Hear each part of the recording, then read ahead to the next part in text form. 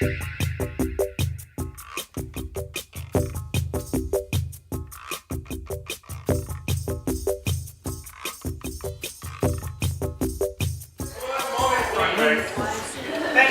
And we interrupt your wonderful conversation. I hope you're having a good time, having some good wine, having some good food. Thank you all very much for being here today. My name is Seti. I work for Humanities Washington. Really quickly, how many people know who we are? All right, good.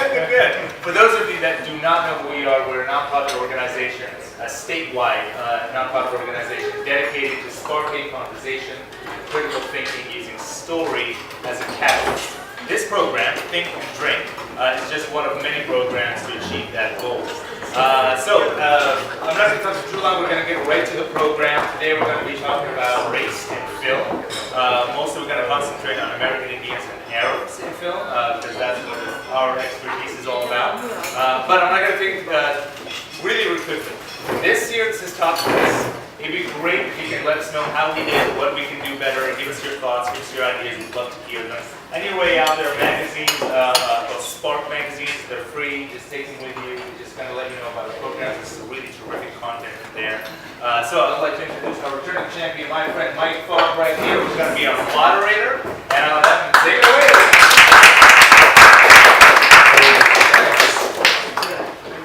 Doing ever clapping maybe. I did this last year. It went okay, so they had me do it again this year. These two guys are the stars here, and I guess Lance, are we gonna start with you? If so, I'll do my introduction. Lance is based in Seattle. Got his graduate degree in comparative literature and cinema studies at the University of Washington. Has taught several courses on American Indians in cinema. Researcher, instructor at the University of Washington American Indian Studies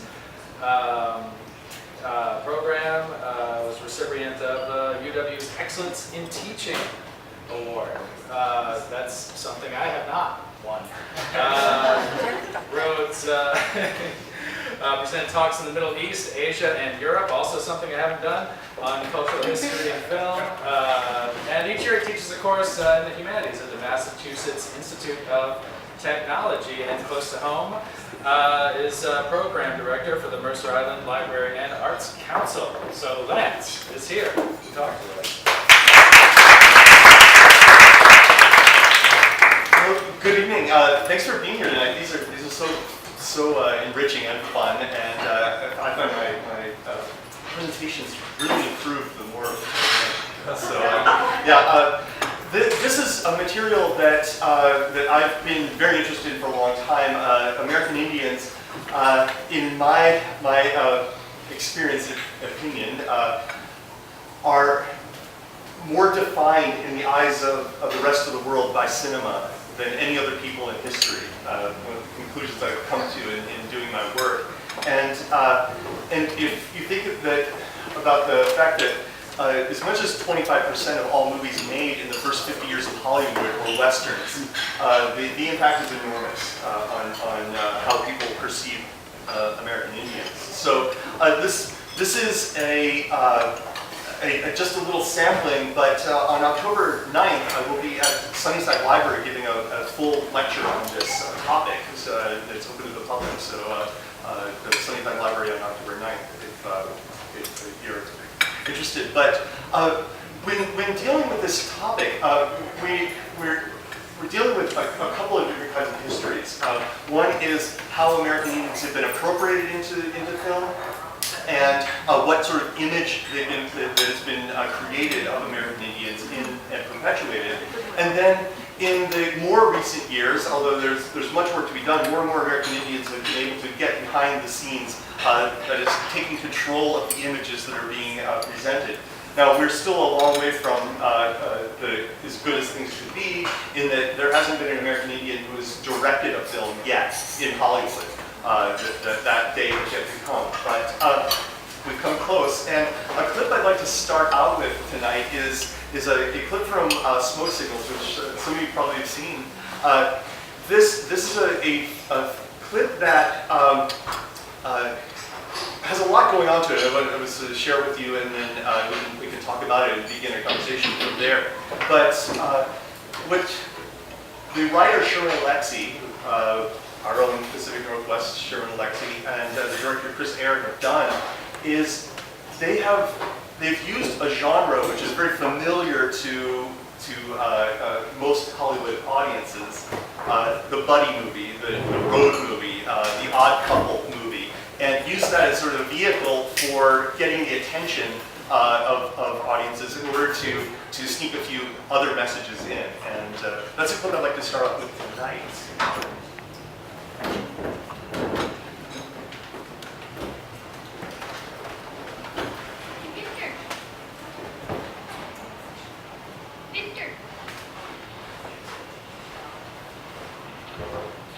This is Victor and Thomas as children. This is something of a flashback. They're on a Hey, bus. Victor, your dad left. What happened? Why did he leave? Does he hate you?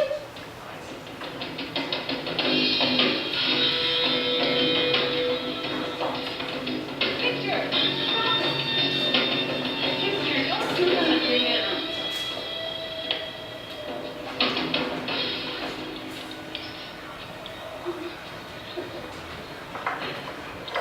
Arnold, please. Hush. Hush. And then the film now transitions right back to the present, where the grown-up Victor and grown-up Thomas are traveling on a bus to Arizona to pick up his father's Hey, ashes. Victor, what do you remember about your dad? I remember one time we had this fry bread eating contest, and he ate 50 pieces of fry bread. It was cool. You know, Thomas, I don't know what you're talking about half the time. Why is that? I mean, you just go on and on talking about nothing. Why can't you have a normal conversation? You're always trying to sound like some damn medicine man or something. I mean, how many times have you seen dances with wolves? 100, 200? Oh, geez.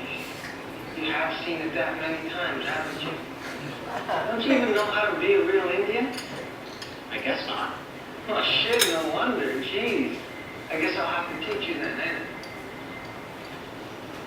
First of all, quit grinning like an idiot. Indians ain't supposed to smile like that. Get stoic. No. Like this.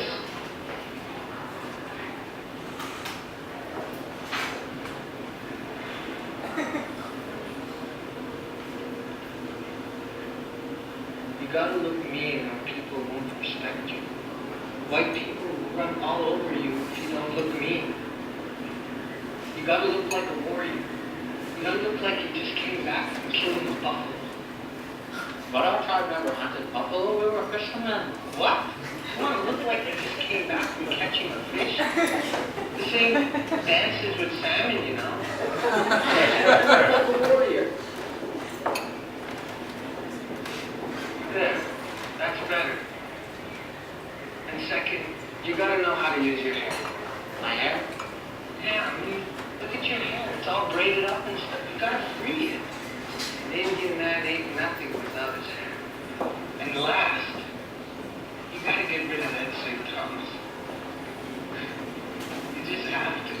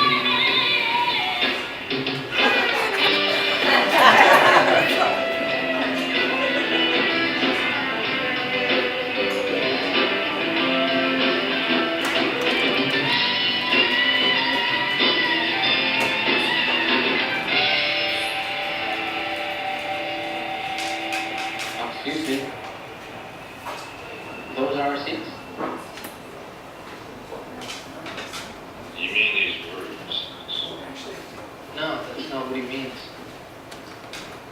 Listen, these are our seats now, and there ain't a damn thing you can do. So why don't you and Super-Engineer find yourself someplace else to have a pop?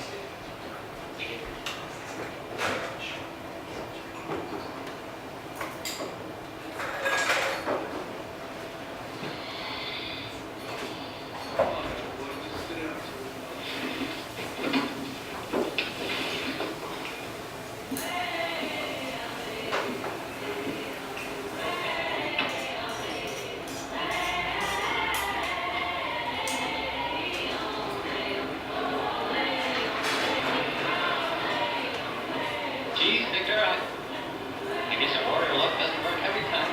Shut up, Thomas.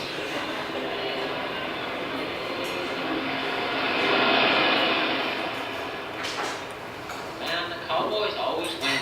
The Cowboys don't always win. Yeah, they do. The Cowboys always win. Look at Tom Hicks. What about John Wayne? Man, he was about the toughest cowboy of them all, innit? You know, in all those movies, you never saw John Wayne's teeth? Not once. I think there's something wrong when you don't see a guy's teeth.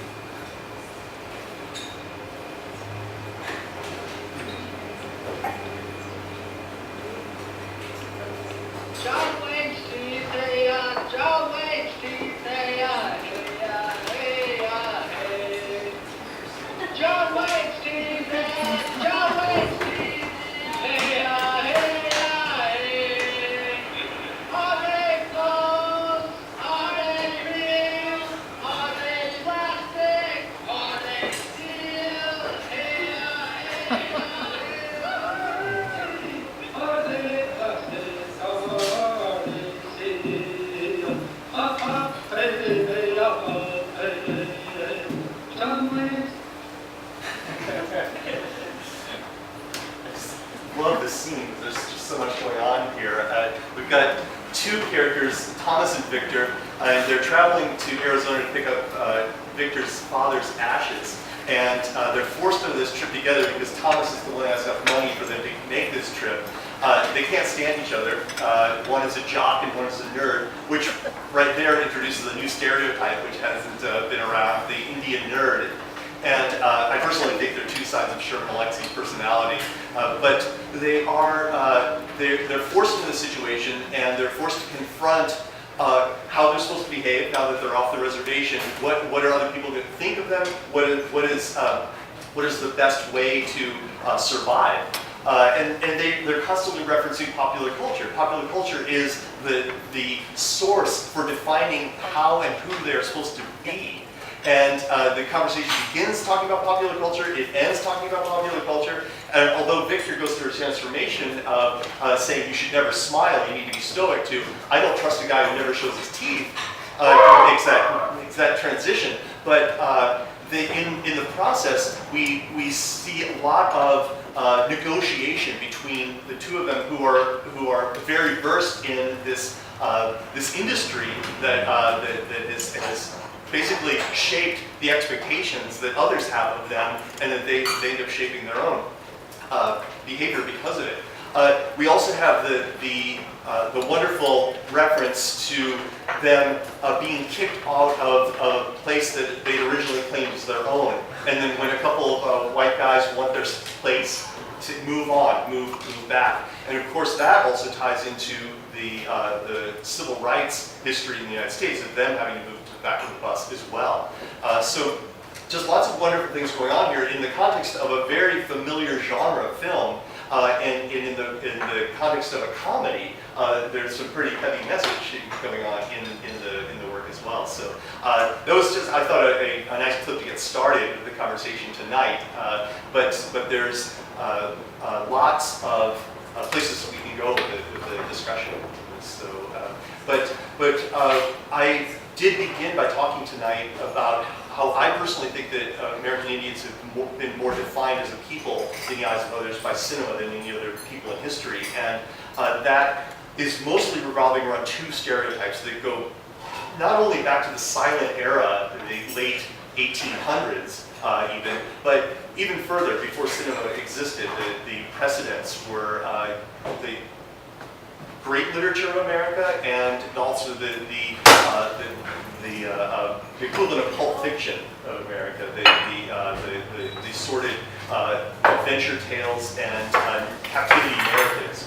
And from this you get a couple of stereotypes. One of the vicious, cruel, untamable obstacle to progress, who is bloodthirsty and basically savage. And then the other stereotype is the noble savage, which is a wise Indian who allies himself with a good white person who who's recognized as superior in intelligence and experience, but who shares the wisdom of the land and functioning in the wild. And Tonto is the best example of this from American pop culture. And those two stereotypes have been amazingly resilient through film history, going back now 120 years. It's one of the things that apparently Hollywood needs for its narrative, to have those two functions, and lots of possible reasons for it, and of course because the precedents are literary, Hollywood is also just tagging along with older traditions. So, well, we've got several topics. Okay. We've got a lot of topics. I'm not an expert. I'm just a moderator. We have, if at any point, I mean, this is supposed to be informal, so if at any point anyone has any questions, or not questions, just comments, wants to jump in on the stereotypes, racism, you were raising your hand. Yeah, I'm just really curious about your thoughts on why a Spanish word for stupid would be given to the Lone Ranger's sidekick, and what your thoughts are on that, and if that was ever perhaps intentional, or just by mistake. There's a strange and interesting tradition of just conflating Hispanic and American Indian culture in popular culture, American popular culture, in a number of ways. Having whites and Indians speak in Spanish to each other as the lingua franca of the Wild West.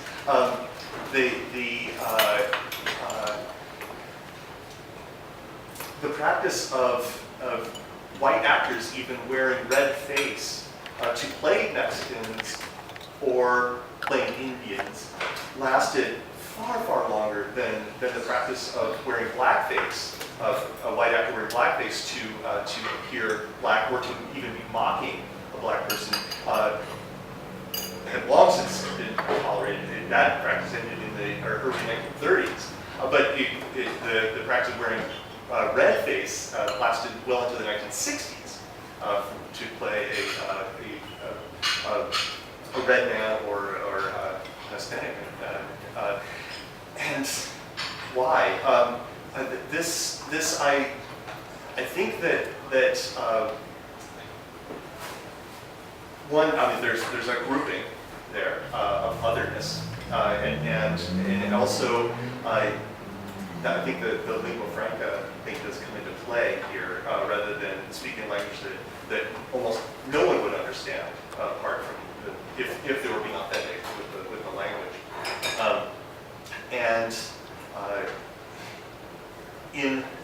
In some ways, also the European culture came later than Hispanic culture to many of the areas where Western films were set, and so there was a precedent there, and perhaps enculturation as well. But that doesn't explain the whole thing. But it could be some of the reason why you see this so prevalent. By the way, the Redskins are down at halftime to the New York Giants. Potomac slew indigenous peoples Okay. football team. You're losing. Did you have a question? I want to make a comment. I'm an American Indian, and it's interesting to kind of hear the conversation that is going to happen, and then just viewing the clips from this. But what I find interesting is, as I reflect back on my early years, childhood years, having been on the reservation and going to a mission school, and we were watching films back then, westerns back then, and how cinema played a role in our reactions. For example, as we were native children sitting there watching cinema, and the cowboys come in, and so we're sitting there rooting for the cowboys, and we are native, and you know how disjointed that was, you know, and you didn't see it at the time, but later in life, you know, it was like, oh, this picture is not what it should have been, you know, and then following along those same lines about language and the use of language, and you know, we have 500 and some tribes here in this United States, and you know, picking up someone's language was there, making some film in Arizona, which is not even using, a different language that is not part of that region. So, as I saw the clip from Smoke Signals, and one other comment that I want to make is Evan Adams, who played Thomas in the movie, he is a physician, and he's a medical doctor up in Canada, Dr. Evan Adams, and so that's, you know, he's the director of Ministry of Health up in Canada. I mean, quite successful, you know. And had a chance to visit with him about the film. And, you know, he said he's always asked, you know, are they going to make Smoke Signals too? And he said, I don't know if we can ever do that again, you know. So, just some comments. Yeah, well, thank you. This is a wonderful thing to talk about. And on that point, Smoke Signals was supposed to be the film that opened it up for all kinds of similar films to follow, and lots more American Indian filmmakers getting control of the message. Both the director and the writer here each went on to make feature films in 2002, 4 years after this film. But even they couldn't get a lot more traction after that, and so it was very unfortunate that this promising moment ended up being fleeting. I think if there's anything good to salvage out of the experience of watching a Western film and being in the weird situation of rooting for the cowboys, it's that the Indians being presented in these films have nothing to do with the reality of being an Indian, and therefore it's not a full identification and self defeatism that was with it. And this is a very profound experience for American Indian actors working in these films, where the question has been asked, why would you participate in something like this? Well, if you live somewhere where there's 75% unemployment, and what jobs there are pay nothing close to what even an extra got in Hollywood, and an Indian extra would get sometimes 1/10 of what a white extra got. And it was still more than any other job out there. And all you had to do was play at some role that somebody was telling you had to play at. And you're supposed to ride along on a horse, then fall off your horse, don't get trampled, and play dead. Here's your money. It's exotic to the performer as it is to the person, as it seems to the person watching it. In cases. I'm reading Edward Curtis's biography right now.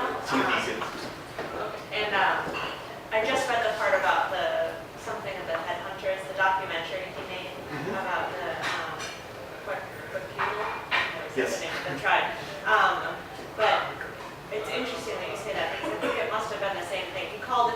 documentary and ethnography, but it was very much staged and had a whole story along with it. And so in our, like today's terms of ethnography, that's not what it was at all, but for the early 1900s, that was a groundbreaking thing, but it was also like you just used them as actors and paid them more than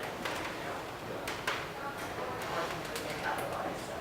Certainly, yeah. And it's a really interesting book. Lots of people in Washington State are reading it now. The Short Nights of the Shadow Catcher by Timothy Egan. And it's really an effort to recuperate Edward Curtis's reputation, because he's been very maligned by people such as Sherman Alexie, who feel that Curtis museumified the Indian. That his portraits were of people whose lives had been changed already, but he was hiding that fact in the photos he took. And that along with this came the implication that everything about the American Indian was noble and beautiful, but destined to disappear.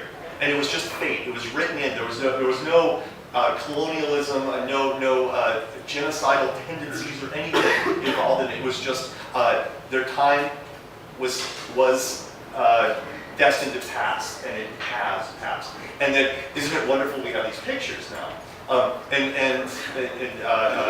Sherman Alexie, among others, have been very, very critical of this tendency. What Egan has tried to do is say that Curtis was, in many cases, asked to by his subjects if they could wear clothing that they were much more accustomed to or had grown up with, and felt was really them. And then he also did pay his subjects, as you mentioned. The documentary you're talking about, In the Land of the Headhunters, which later got changed to the name In the Land of the War Canoes, is, as you say, and the defense for Curtis in this case is that, well, one, he was trying to photograph every nation in America, every Indian nation in America, and he was running out of money constantly, and running the risk of losing his marriage as well. And he thought this new industry of the movie business would be a way of funding his photograph project. The movie was made 100 years ago this year, and it was meant to fund his other project. It did very well in New York City, and it did very well in Seattle at the Moore Theater, which still exists today. It didn't do well anywhere else, and he didn't make any money off of it, so it backfired. But in further defense of Curtis, there was no such thing as a documentary yet. We're still like 8 years away from Robert Flaherty's Nanook of the North, which is historically gets the credit for being the first documentary film. There were no rules yet for documentary, but definitely he was setting a precedent for, why don't you dress like this, and why don't you act like this, and I'll film you from here, and then do it over again. It's a criticizable and defensible combination of initiatives on his part. I think the funnier parodies of that tendency in Hollywood of the exoticism of Native Americans is in Blazing Saddles, where Mel Brooks shows up as the native chief, and all of the actors who play natives are Jewish, in red skin, and it took me years when I was a kid to recognize that the language they're speaking is Yiddish. And when you see the black gentleman, he goes, "Francis?"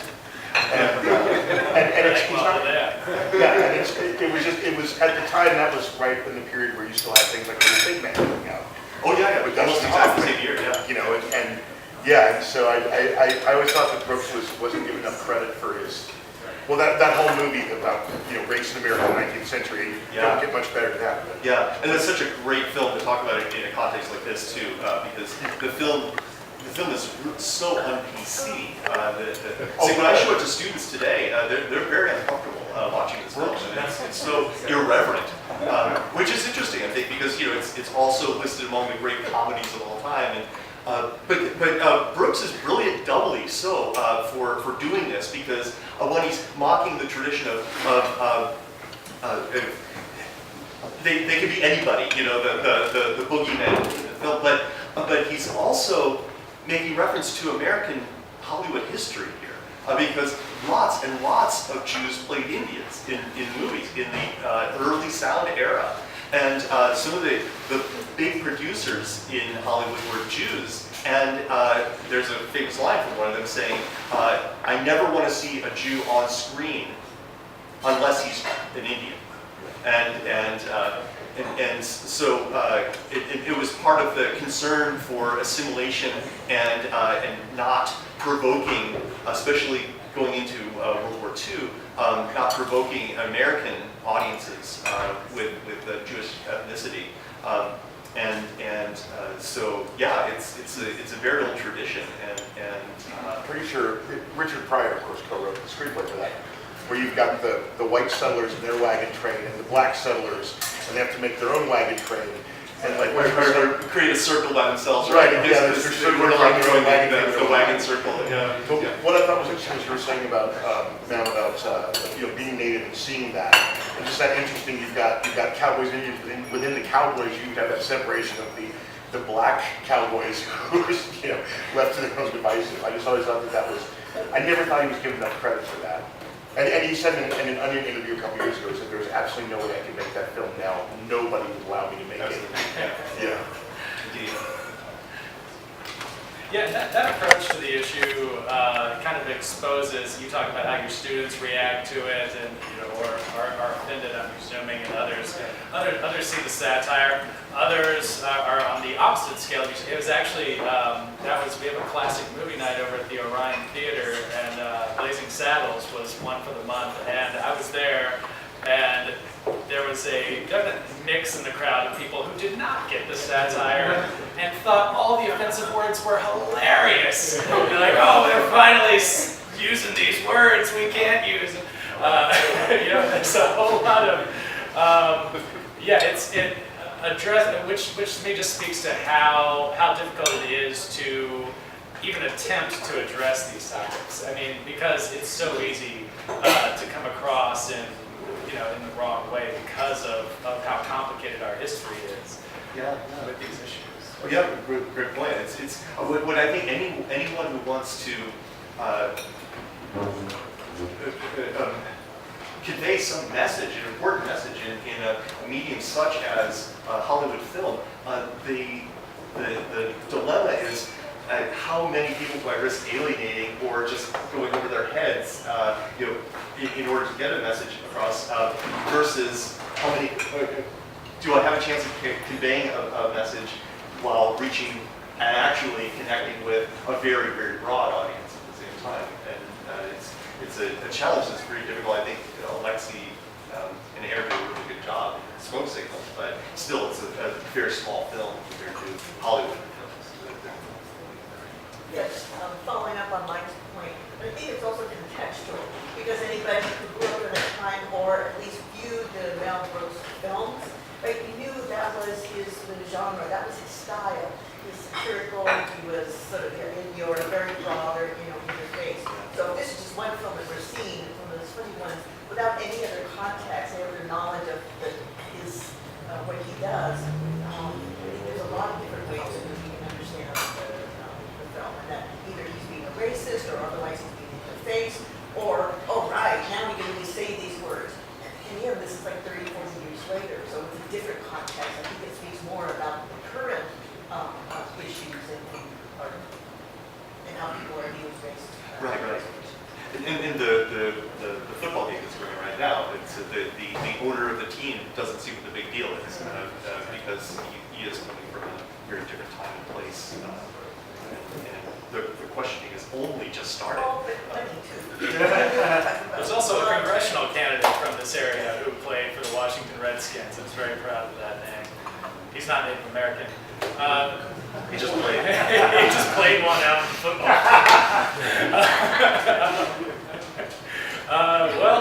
Any other questions? We have another clip. Yeah, what? Yeah. Building on the role of humor and satire, Can you tell us a little bit about Will Rogers? In that context, there's somebody who straddled the line between being the good guy hero in the white hat and being someone self-effacing and sort of mocking himself as well. He found it, he was in an unusual position to both affirm and deny his identity throughout his career.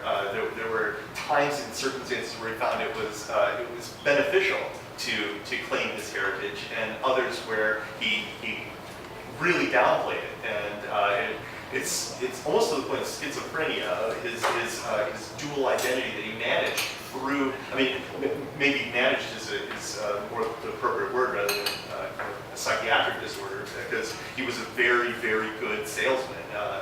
With his entire career and all the businesses he was involved in. But he was also coming from a certain kind of honest place. I mean, he knew how to ride and he knew how to rope. He started as a rodeo rider. So it was do this, for big audiences as well. I'm not sure if I'm exactly getting to your question, but I mean, I think he's such an interesting figure. It's great to bring him up just because his Indianness was a virtue in a very rare case, and when it wasn't for most people. And it was far easier for white people to play at being Indian, and that was more acceptable. And a white person could walk away from the role any time and be somebody else in film. And yet Will Rogers, I'm sorry, no, we're talking about Roy, could go back and forth, between really a dual identity. And the white hat was the white hat. Was there, a follow-up? We just finished reading Thomas King's Inconvenient Idiot, and he highlighted Will Rogers so much in that, and in his massive lecture series that led to The Truth About Stories. And it was brought up by a friend when we were talking about that, about how she lived in LA and had no idea that part of the LA freeway called Will Rogers Parkway was named after a Native American. That resonates, and the value of satire in addressing some of these incredible complexities. Yeah. Do you think that a man as successful and as powerful as him, had he wanted to, he could have pushed the envelope a little more? It would have been a very different history. Because he had influence like very, very few people had. It wasn't just the movies, on radio and teenage boys all across America just dedicated their weekends to him. Every weekend. Like his movies were the original daycare. The parents would drop them off, and leave their sons there all Saturday and pick them up later. He really could have done a lot. Maybe he wouldn't have made as much money. As we're talking about that era, we had several individuals from our reservation who, during that era, were actors in Hollywood. And we thought they were quite successful just because they were actors. But the roles that they played, I've always wondered and I've always questioned, what their narrative was as they were doing this. I had an opportunity to meet both of them, but one in particular, he had come to DC to do a presentation for the Indian Club, and we were having some conversation, and he said there was a film that he made in Russia. It was a cowboy and Indian film, and he wouldn't tell us the title, but he said, he had his long hair, and so of course he was picked up for the role of the Indian, and he said that as they were filming, he was expected to ride a horse, But in the location of the film, they didn't have horses. And so he had to get on this big Russian man's shoulders, and they just filmed him from the top up as he was riding like this. Asking him, like, what was the movie? And he said, oh, I don't want to tell you because you guys will know what it is. But I mean, those are kinds of things that,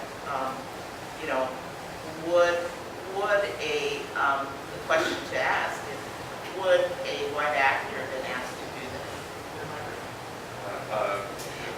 Had to play a horse.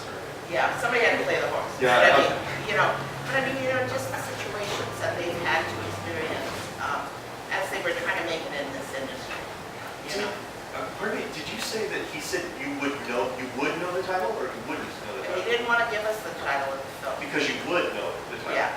That's interesting, because I was going to ask if he happened to mention if the Indians won in that film, because it was a big part of a Russian propaganda movement to make cowboy Indian movies where the Indians win. And if you want to see Indians win, you can find these East German and Russian propaganda films. It's anti-colonialist films. So some of those movies, particularly those early westerns, those were actually cowboys, real cowboys, but they were losing their economic survival, and so they wouldn't for film. Yeah. That's where you get like Yakima Canute and some of those folks. Or Tom Hicks. Tom Hicks, Yeah, indeed. And cinema really just sort of took the reins, so to speak, from Wild West shows, where a lot of people got their start in the entertainment business, doing what they might have done for a living before actually wrestling cattle or something. Wild Bill is just the most famous of them, Buffalo Bill, and he ended up going into the movies briefly as well. It was just a smooth transition. One of the things I talk about in the full presentation is how the attraction to this topic was unnatural for Hollywood, because so many people in the United States and Europe were feeling that the Wild West was disappearing, and that they really wanted to mythologize it. And that's a big reason why the Western became so popular. All right, well, do you want to watch the next clip? You want to do that? Sure. Do you want to do yours? Whatever.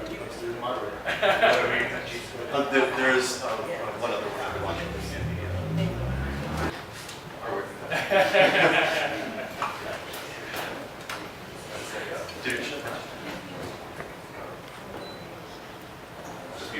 Okay. We touched earlier on the fact that smoke signals is very popular. And, I mean, you have legitimate success stories by Native Americans in the arts, but in popular Hollywood, still seems to have plateaued and not be able to break through the ceiling. We haven't directly addressed why that is. Do you have anything to offer on that? Well, the easy possible answer is just a good old boy network hasn't let it happen yet. It's going to take a wildly successful indie film to change someone else's mind and think about that. The Hollywood is despite tirades that some opportunistic politicians go on sometimes. It's an extremely inherently conservative institution, and they like to go with what's tried and true and safe, and will attract the most numbers of people. If there's any kind of danger involved with that, the risk losing investment, it's not going to happen. And that's why you see so many remakes. Yeah, exactly. It's It didn't occur to me till you just said, do you think there's any reason that's why Aaron Huey chose to put his mural there for Honor the Trees? Where did you put it? LA. In LA. It's, I don't know. I know if the decisions there. I mean, it could certainly have a sense of irony there too, since that's where people became familiar with Indians is via Hollywood. I'm not certain for sure, but and I don't know who commissioned it either, but that may have something to do with it. I'd like to just one more clip so we can also hear from Zeki tonight. The opportunity even for Sherman Alexie and Chris Eyre to make smoke signals was a long, hard-fought battle. I mean, it took a lot of baby steps to get to that point even. And looking backwards through history, we can see where those baby steps took place. And this is, I think, an interesting film that involves more input from American Indians, or actually Canadian First Nations peoples here, in unusual ways. But it's a W.P. Kinsella adaptation. And the film is called Dancing Outside. Now this is another film that well, it's one I think that is a precedent for smoke signals to get made. It's dealing with very, very serious issues in that there's a terrible discrepancy between how First Nations peoples on the preserves are treated in the eyes of the law versus white Canadians. And the story begins with our protagonist's older brother is just getting out of prison. He's been thrown in jail for quite a long time for basically just getting into a brawl. And he's expecting his Indian girlfriend is waiting for him. But over the 3 years or so it's been, she's gone and married a white lawyer. Now, the white lawyer is sort of goofy, a little ineffectual, and he's very uncomfortable in this situation. He's feeling like he's not being welcomed, and he's not fitting in, and he really, really wants to. He loves his wife. His wife, meanwhile, is feeling very guilty over the dumping of her boyfriend, and she's getting a lot of pressure from her mother, who wants to know where her grandchildren are. So there's a big conspiracy that's created on this one evening where the younger brother is going to take the lawyer out for a naming ceremony, and then the old girlfriend's going to go out with the old boyfriend for a date.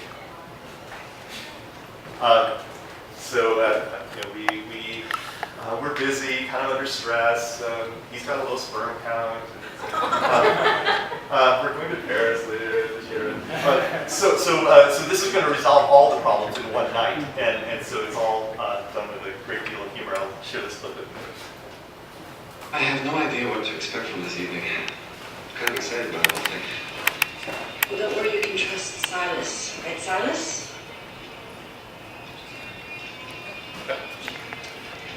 To my new family, thank you. Thank you very, very, very, very, very much. Thank you. Thank you. Thank you.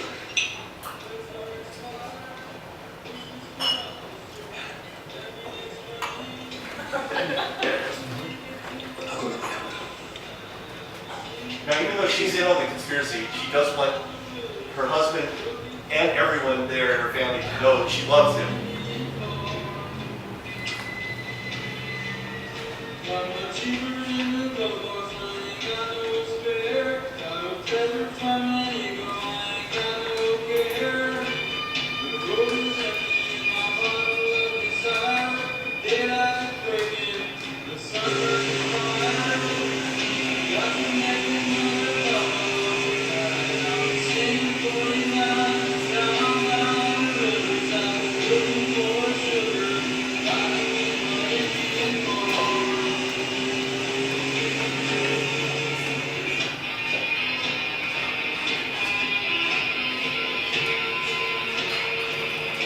Expected grandmother here.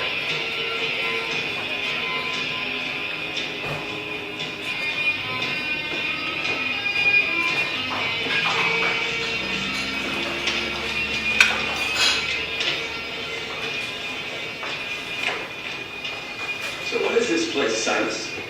It's our ceremonial clearing. What are these things? Totems? Those are old cardboards.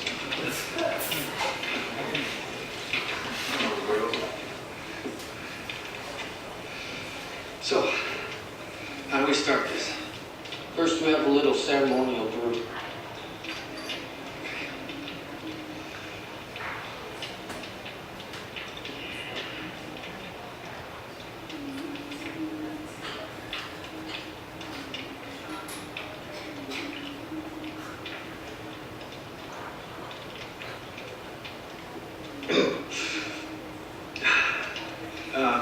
Where is the honorary war headdress?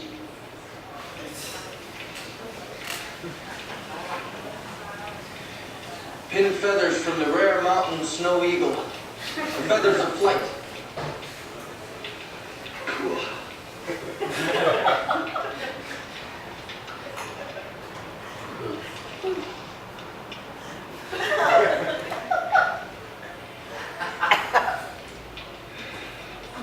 Now, everyone. Braves. Sit down around the fire. Okay?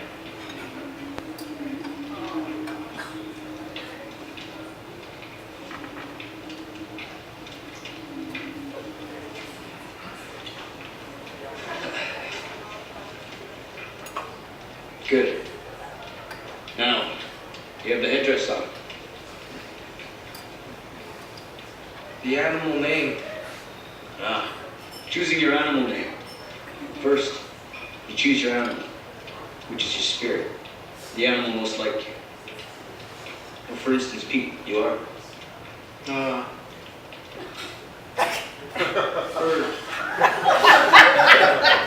Around the circle, Wendell. Dog. I am the brown bear. Silas. I am the walrus. We will reveal your animal. So what happens next? Well, next, he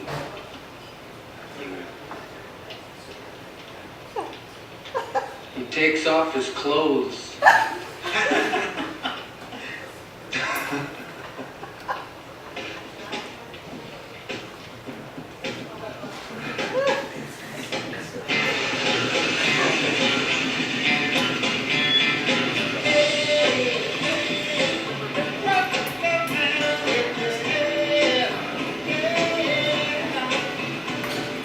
Meanwhile, another disrobing ceremony is going on. With red bone play. It's, can I ask you a question? It's impossible to miss his Toronto Maple Leaf sweatshirt. Yeah. And so I'm curious what your perception is on the role of Canadian Cannywood. I don't know, is there even a word for the Hollywood-esque? I think you just found one, yeah. Yeah. I love it, yeah. Why that's happening more north of the 49th parallel than south of it? One thing is that Canada is far, far better at supporting independent film projects than the United States has been, and especially documentary filmmaking, but even somewhat here as well. And it's very much Canadian film. I mean, start to finish, everything is Canadian about it, and it's rather damning of the United States that it took some attention that from a film like this made Canada for Sherman Alexie to get enough money to make his film, or Powell Highway to be made. That there are